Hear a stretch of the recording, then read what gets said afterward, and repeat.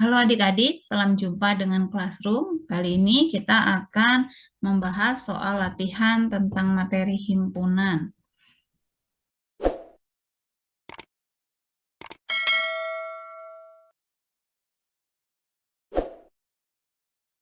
Nah, pertama kita akan membahas tentang pengertian himpunan. Untuk soal yang nomor 1, perhatikan kalimat berikut ini. Kalimat yang pertama adalah kumpulan warna pelangi. Yang kedua, kumpulan nama planet dalam tata surya.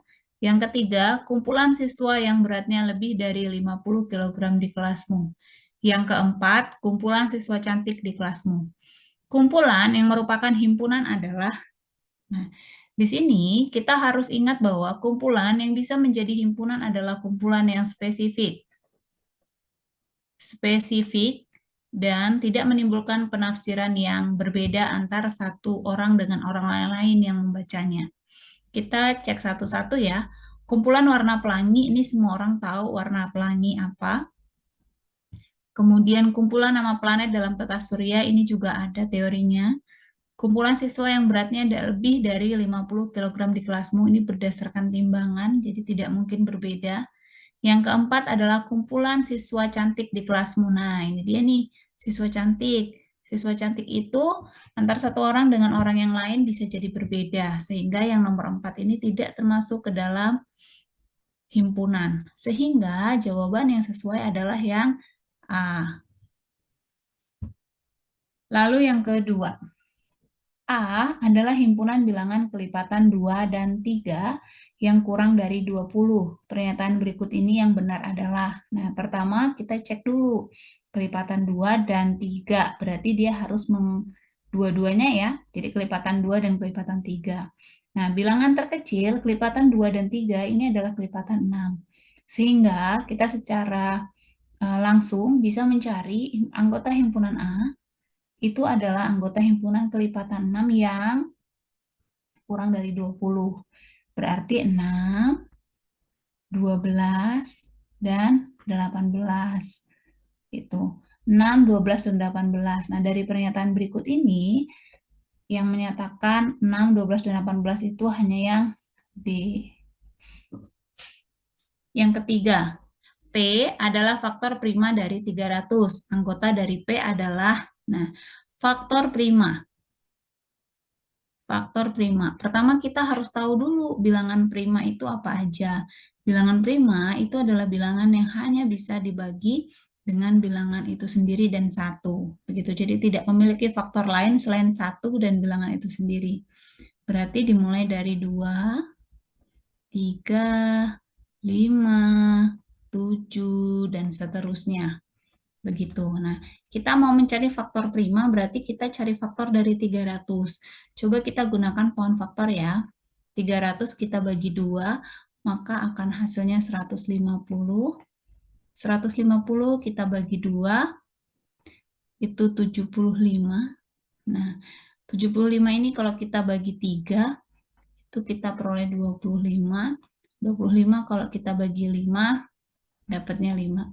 Sehingga P adalah faktor prima dari 300. P-nya adalah, nah kita angkanya 2. Ini 2, 2 kali berarti 2, 3, dan 5. Ini adalah faktor prima. Jadi jawabannya adalah yang B. Yang keempat, P sama dengan 2, 5, 8, 11, 14, dan seterusnya sampai dengan 299.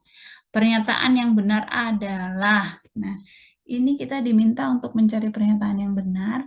Pertama kita harus cross check dulu. P ini isinya bilangan-bilangan yang seperti apa.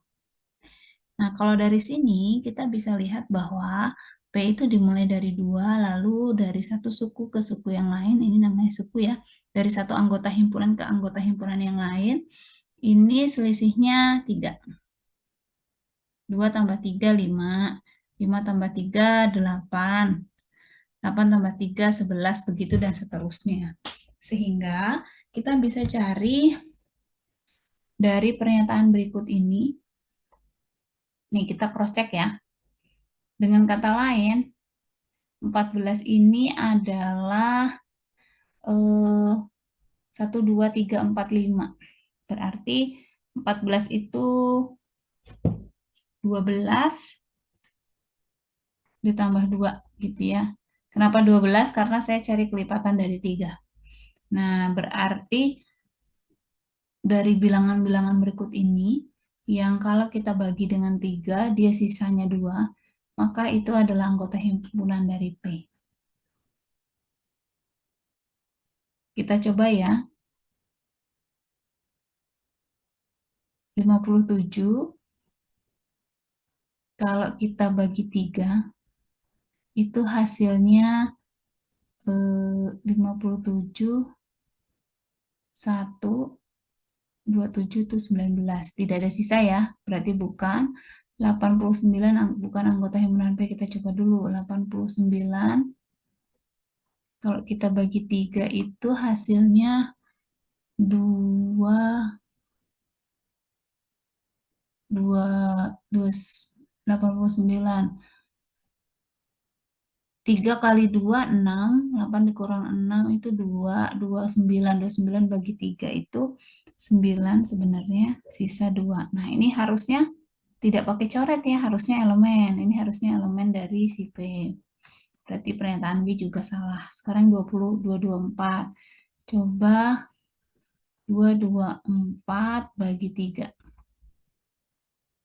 224 bagi 3. 22 dibagi 3 itu 7. 21 ya, berarti misalkan 1, 14, 14 bagi 3 itu 4, sisa 2. Nah, ini nih kemungkinan jawabannya ya. Tapi kita untuk biar lebih yakin lagi, kita coba lagi yang terakhir. 267 dibagi 3 itu 26 bagi 3 itu dapat 8. 24 ya, 27 itu 9. Nah, berarti bukan. Berarti benar jawabannya yang C. Sekali lagi ya. P sama dengan 2, 5, 8, 11, 14, sampai dengan 299. Pernyataan yang benar adalah 224 itu elemen dari P. Gitu. Kenapa seperti itu? Ini kita bisa lihat ya, kenapa jadinya dibagi 3 ditambah 2. Karena kelipatannya 3, begitu ya, penjumlahannya ditambah 3, tambah 3, tambah 3. Kemudian suku pertamanya adalah 2. Seperti itu. Atau ini sebenarnya juga merupakan teori dari barisan dan deret atau pola bilangan yang akan kita pelajari pada sebab berikutnya.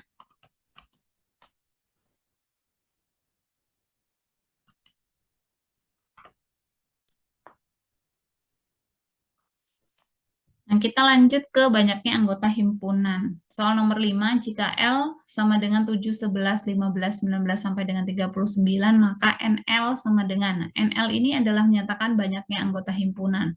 Jadi kita bisa data anggota himpunan L. Bisa kita perhatikan bahwa 7 supaya jadi 11 itu berarti ditambah 4.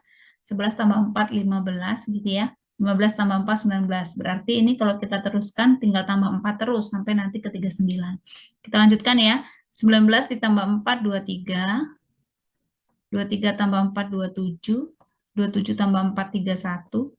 31 ditambah 4, 35. 35 tambah 4, 39. Nah, setelah ini nih kita udah dapat nih semua anggota himpunannya. Tinggal selanjutnya adalah kita hitung. Coba kita hitung ya. 1, 2, 3, 4, 5, 6, 7, 8, 9. Jadi banyaknya anggota himpunan L itu adalah 9. Jadi jawaban yang sesuai adalah yang C. Kita lanjutkan. Diketahui P sama dengan 2 pangkat 3 dikali 3 pangkat 2 dikali 5 pangkat 2. Nah, banyaknya anggota himpunan faktor dari P. Nah, karena yang di sini yang ditanya adalah faktor dari P, berarti kita bisa data semua faktor dari P. Faktor dari P itu adalah 2-nya sebanyak 3 kali, berarti 2, 2, 2 gitu ya. Terus 3-nya sebanyak 2 kali, dan 5-nya sebanyak 2 kali. Nah, jadi banyaknya adalah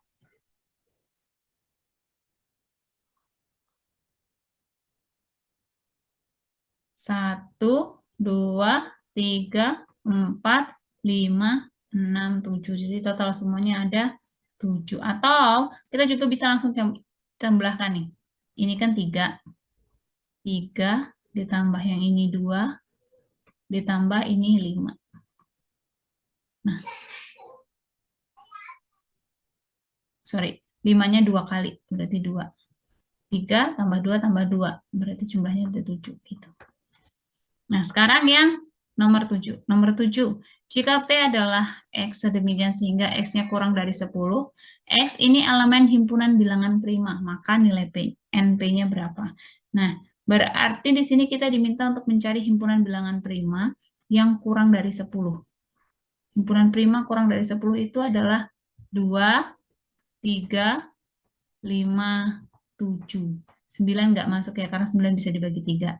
Jadi banyaknya anggota himpunannya 1, 2, 3, 4. Ada 4. Diketahui A sama dengan huruf pembentuk kalimat jujur pangkal kaya. Banyaknya anggota himpunan A adalah, nah, soal nomor 8 ini, kita bisa langsung hitung. Kita hitung jumlah hurufnya. C, 1, 2, 3, 4, 5, 6, 7, 8, 9, 10, 11, 12, 13, 14, 15, 16. Berarti NA itu adalah 16. Jadi jawabannya yang B.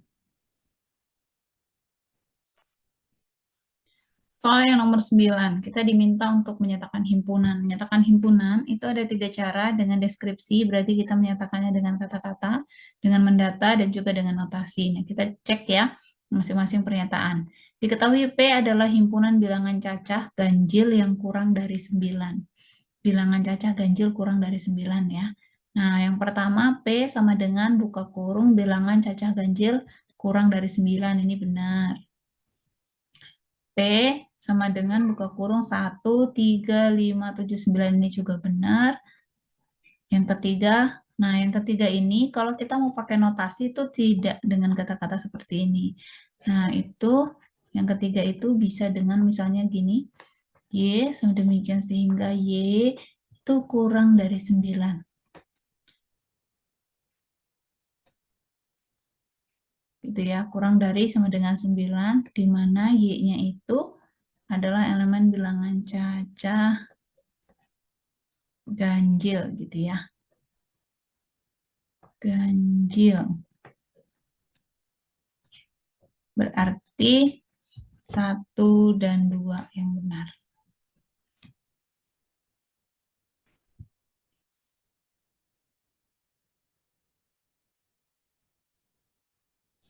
Lalu yang nomor 10.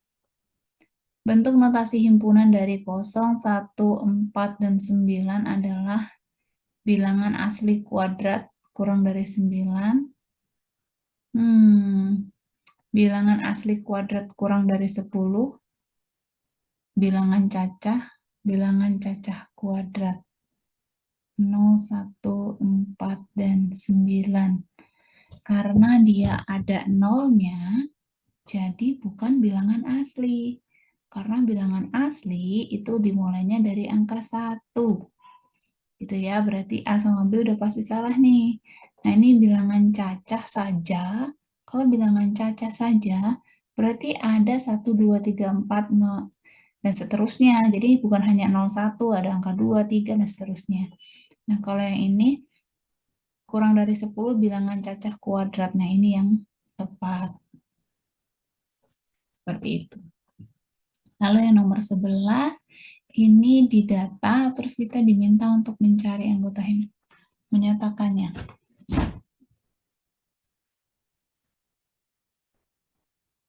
Ini berarti lebih dari 10, tapi kurang dari 20. 11, kita tinggal cek ya, lebih dari 10, kurang dari 20, atau kurang dari sama lebih dari sama dengan 11, kurang dari sama dengan 19. Kita tinggal cek bilangan ganjil atau bilangan prima. 11, 13, oh oke, ini seharusnya ada 15 kalau dia ganjil, tapi karena nggak ada 15-nya, ini bilangan prima. Berarti yang Ini dia yang C. Kenapa yang C? Kenapa kok bukan yang D? Karena kalau yang D ini, angka 19 ini harusnya ikut. Nih, kita nyatakan. Nah, kalau yang C itu kan 10-nya tidak ikut ya, tetapi mas 11-nya dari 11 sampai 19. Seperti itu. Yang 12, bentuk metode tabulasi dari M sama dengan Y sedemikian sehingga 10 kurang dari sama dengan Y kurang dari sama dengan 19 dengan Y itu adalah elemen bilangan prima adalah, nah, karena diminta elemen bilangan prima dari 10 sampai dengan 19. 10 itu bukan bilangan prima. Kalau 10, 11, 13, 15, 17, 19 nih 10-nya bukan bilangan prima. Ini juga bukan. 15 itu juga bukan bilangan prima. Berarti jawabannya yang D. Sekarang nomor 13. Y sedemikian sehingga Y kurang dari 10. Y bilangan komposit. Nah, bilangan komposit itu apa sih? Bilangan komposit itu kebalikannya dari bilangan prima. Gitu ya. Bilangan komposit itu bilangan genap. Atau bilangan-bilangan yang dia bukan prima. Gitu. Kurang dari 10. Berarti 1 kurang dari 10. 10 itu kan bilangannya 1, 2 masuk prima, 3 masuk prima, 4, 5 masuk prima, 6, 7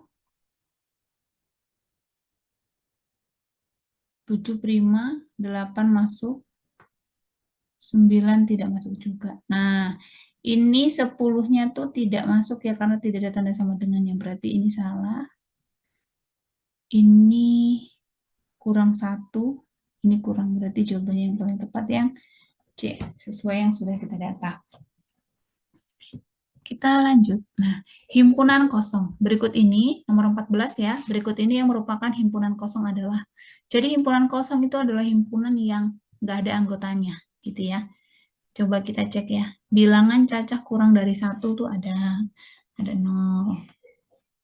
Bilangan prima habis dibagi 2 ada 2. Bilangan cacah jika dikalikan 8 akan menghasilkan 8. Ada 1. Himpunan bilangan prima antara 7 dan 10 nih. Karena antara 7 dan 10 sampai 10. 7 itu, antara 7 dan 10 itu anggota himpunannya itu hanya 8 dan 9. Karena 7 dan 10-nya tidak ada yang ikut. Nah, 8 dan 9 ini dua-duanya bukan prima, tapi ini komposit. Sehingga himpunan bilangan prima antara 7 dan 10 itu himpunan bilangan kosong. Tidak ada anggotanya, jadi ini yang tepat. Seperti itu. Lanjut ke soal yang nomor 15. Berikut ini yang bukan merupakan bilangan kosong adalah, nah bukan bilangan kosong berarti yang ada isinya. Pertama, bilangan prima habis dibagi 3. Ada dong 3. Yang kedua, bilangan asli kuadrat kurang dari 1. Ini enggak ada. Berarti ini himpunan bilangan kosong. Faktor persekutuan dari 20 dan 39 ini enggak ada, satu ganjil, satu genap ya. Faktor prima selain satu ganjil dan satu genap, saya ulangi kembali ya, 20 dan 39 ini karena 39 itu bilangan prima. Jadi dia tidak punya faktor lain selain 1 dan 39. Faktor prima dari 60 yang lebih dari 7. Lebih dari 7 itu berarti 11. Paling kecilnya ini nggak bisa berarti. Tidak ada. Yang jelas-jelas ada anggotanya yang A. Berarti yang A bukan himpunan kosong. Lalu yang nomor 16. Himpunan semesta dari 0, 4, 8, 12, dan 16 ini bilangan yang himpunan bilangan asli ada nolnya, bukan. Himpunan bilangan ganjil enggak juga. Himpunan bilangan cacah masuk. Himpunan bilangan prima tidak ada primanya. Berarti yang memungkinkan adalah yang C. Walaupun di dalam himpunan bilangan cacah tersebut tidak semuanya dituliskan dalam himpunan bilangan ini, karena yang diminta semesta. Semesta itu lebih besar. Begitu ya.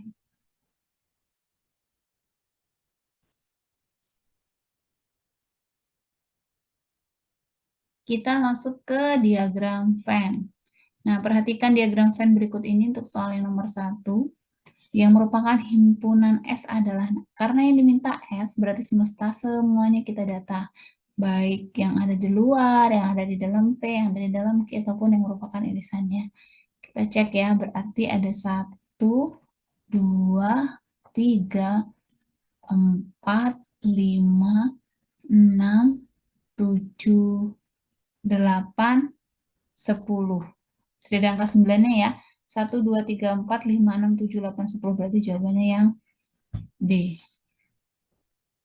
Untuk soal yang nomor 2, ini soalnya esai ya. Misalnya diberikan semesta seperti ini. Dalam sebuah kelas diperoleh data sebagai berikut. M itu menyatakan siswa yang suka musik, R siswa yang suka olahraga. Banyak siswa dalam kelas tersebut ada 42 orang. Coba kita cek ya. 16, M-nya 16. R-nya 10, dan yang ini irisan M, irisan R-nya ada 7. Jadi kalau kita totalin 33, berarti jumlah semua siswa ada semua semestanya 42. Berarti yang tidak berada di dalam M ataupun R itu ada 9 siswa. Berarti di luar sini itu ada 9 siswa yang tidak disebutkan. Jadi dari sini banyak siswa yang tidak suka musik maupun olahraga itu berarti yang di luar ini nih semestanya nih. Berarti 42 dikurang 16 tambah 7 ditambah 10. Ini totalnya ada 42 dikurang 33, 9 orang. Gitu. Yang B, banyak siswa yang suka musik dan olahraga. Berarti yang ini suka musik dan olahraga. Dua-duanya. Ini 7. Banyak siswa yang hanya suka olahraga saja. 10. Nih, yang suka olahraga aja. Ini daerahnya yang sini nih. Siswa yang hanya suka musik saja berarti yang ini aja nih. 16. Oke, sampai di sini perjumpaan kita kali ini. Sampai bertemu kembali di kelas berikutnya. Belajar makin mudah bersama kelas